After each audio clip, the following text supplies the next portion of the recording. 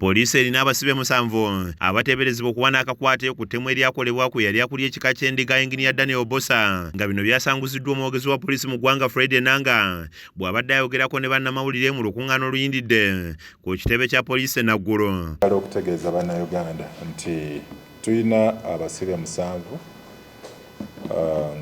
era nga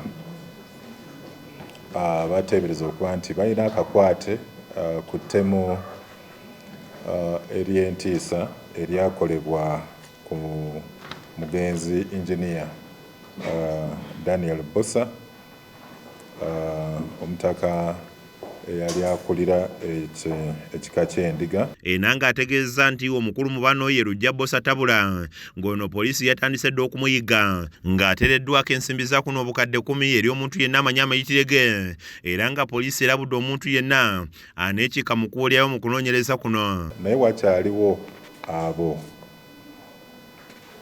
abakyali abakyekwese mu kiseera kino nga omukulu mu byonna ye mwami Bbosa tabula.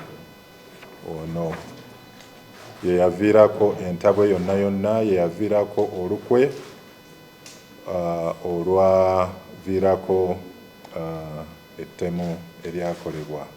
Tutadewo akasiimo ak'obukadde 10 ez'empeke ate nga zigwirawo eri oyo yenna asobola okutuwa amawulire agasobola okututuusa ku mwami Bbosa tabula. Enanga agumizza ab'enganda z'omugenzi Bbosa kw'ossa n'Obuganda bwonna nti balina obukakafu ku baali emabega w'ettemu eryakolebwa ku Engineer Bbosa ng'asabye abantu okubawa amawulire ageekuusa ku wa Bbosa gy'ali. Bagezaako okukubiriza oyo yenna ayinza okuba nga ayina amawulire agasobola okututuusa ku Bbosa tabula asobole okukwatibwa avunaanibwe olw'ettemu lino.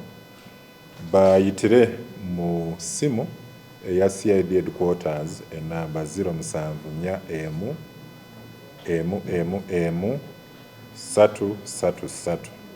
Lujja yandibanga yeekumye ku kizinga ekimu oluvannyuma lw'okusimatuka bambega ng'abadde mutuuze w'e Kabango Kakoola ekiri mu disitulikiti y'Empigi bw'atyo n'alabula oyo yenna anaasangibwa ng'amukwese nti kaakumujjuutuka. Odde okusimatuka bambega n'abakessi ina we yabadde alese ppiki nga yolekedde ku mwalo ogumu era tusuubira nti gyali mu kwekweka mu kiseera kino. Naye ng'ono abadde mutuuze ow'e Kabango Kakoola parish mu ggombolola eya Mutubagumu esangibwa mu disitulikiti ey'Empigi. Omuze gw'okutemula abantu n'emmundu guzze gulandira ddala nga ku ntandikwa y'omwezi ogwa January omusumba w'abalokole Aloysius Bugingo yalumbibwa abazigu b'emmundu nga bano baasasirira emmotoka y'amasasi agatte yali omukuumi we okwo kw'ossa n'abalala abazzi balumbibwa. Matiya Sekanjako yakusakidde eggulire lino ku KSTV Agaleero.